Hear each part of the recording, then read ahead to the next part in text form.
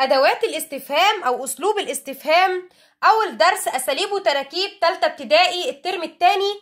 وطبعا الطفل أخد نبذة عن أدوات الاستفهام الترم الأولاني، ولكن في الترم التاني جايب الدرس بتوسع أكتر عشان الطفل يعتمد على نفسه في تكوين سؤال بشكل كامل، أو إيجاد أداة الاستفهام، أو توصيل السؤال بالإجابة المناسبة. يلا بسرعة نشوف درس النهاردة هنشتغله إزاي. أول حاجة مطلوبة عندي للطفل إنه يكون عارف أدوات الاستفهام وفهمها كويس جدا، مش بس حافظ الأدوات لكن عارف كل أداة بتسأل عن إيه. يعني مثلا ما وماذا لغير العاقل، يعني إيه لغير العاقل؟ يعني أي حاجة غير الإنسان. لازم وانت بتشتغلي مع طفلك تديله مثال بشكل شفوي. يعني لما أقول له أكلت إيه امبارح، كلمة ما أو ماذا هي كلمة إيه اللي بقولها بالبق وبتكلم معاك باللغة العامية بيها. يعني ماذا أكلت أمس؟ أكلت تفاح، أكلت مكرونة، أكلت بطاطس. يبقى أنا بفهمه المثال بشكل عملي في الكلمات اللي بقولها لبعض، وبعد كده بديله مثال مكتوب. يبقى بتتكلم عن غير العاقل اللي ممكن يكون طعام أو ملابس أو أماكن أو حاجات كتير. بلاش أماكن، بعتذر، طعام، ملابس، أي حاجة غير عاقل. طيب أين بتسأل عن المكان؟ طيب بنتكلم مع الطفل يعني إيه مكان؟ المدرسة اللي إحنا قاعدين فيها مكان، البيت مكان، الشارع مكان، المستشفى مكان. يبقى أنا لما أقول ذهب أبي إلى العمل في مدينة الإسكندرية، مدينة الإسكندرية دي مكان بابا بيروح بيشتغل فيها. مثلا هقول يذهب الطفل إلى المدرسة في الصباح، المدرسة دي المكان اللي الطفل راح فيها. يبقى فهموا يعني إيه مكان عن طريق الألفاظ العامة عشان المعلومة توصل. قلنا المكان زي المدرسة، زي النادي، زي الشارع، زي البيت، زي المستشفى. الوقت، متى بتسأل عن الوقت؟ يعني إيه وقت؟ الوقت دوت مقترن ببعض الألفاظ هحفظها وهفهم الأول يعني إيه الوقت. الوقت ده يعني لما اقول لك مثلا احنا بنصلي العشاء امتى؟ ينفع تقولي بنصلي العشاء والشمس طالعه في النهار؟ بنصليها بالليل، ده الوقت اللي بنصليها فيها. بنفطر امتى؟ بنفطر الصبح. يبقى التوقيت ده بيعبر عن الحاجه اللي بتتعمل فيه. التوقيت ده ممكن يكون بالليل، الصبح، ممكن يكون امبارح، ممكن يكون بكره، ممكن يكون اي يوم من ايام الاسبوع. ممكن كمان يكون كلمة العام الماضي، العام المقبل. يبقى الألفاظ دي لازم الطفل يكون عارفها، زي كلمة غدا يعني بكرة، أمس. أي كلمة مقترنة بالساعة، الساعة الخامسة، الرابعة، السادسة، وكمان أيام الأسبوع وشهور السنة. كل دي تحت لفظ الوقت اللي بتعبر عنها متى. من الأشخاص؟ أبي، أمي، معلمي، أخي، اللي هم الناس. لماذا يعني السبب. الترم اللي فات طفلي خد لام التعليل، والنهارده لما بشرح لماذا بالنسبه لي لام التعليل بتبقى سهله قوي، لاني انا كده كده اشتغلتها مع طفلي. فلما اجي اقول له ان اجابه لماذا بلام التعليل مش هيفهم اللفظ بشكل مش فاهمه.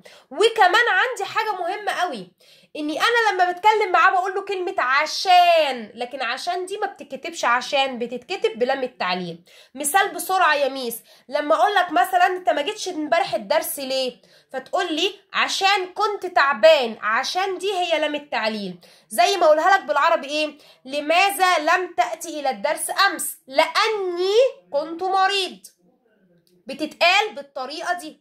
لماذا مثلا لم يذهب العامل الى عمله؟ لانه كان يسافر مع والده. يعني بتبقى لام التعليل بدايه الاجابه.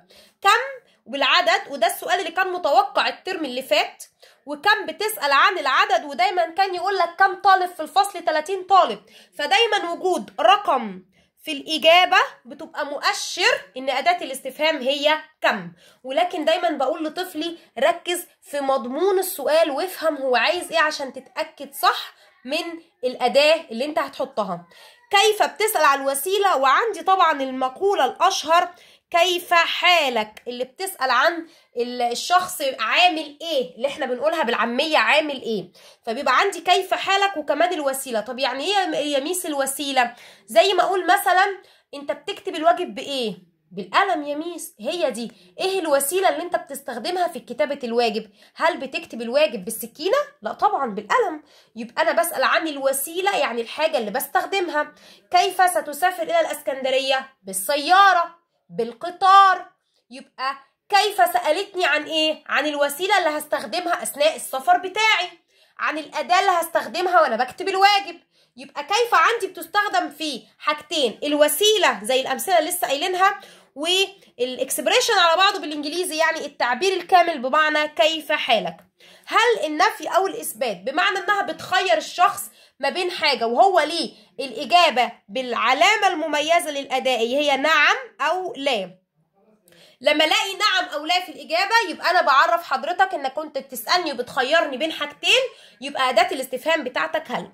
ده عصب الدرس. واهم شيء شرحي لادوات الاستفهام بالطريقه دي مع طفلي في حفظه للاداه وفهمه لاستخدام الاداه عن طريق امثله شفويه وبعد كده امثله في الكشكول اهم طريقه عشان اقدر ادخل بيها الدرس للطفل بالطريقه دي.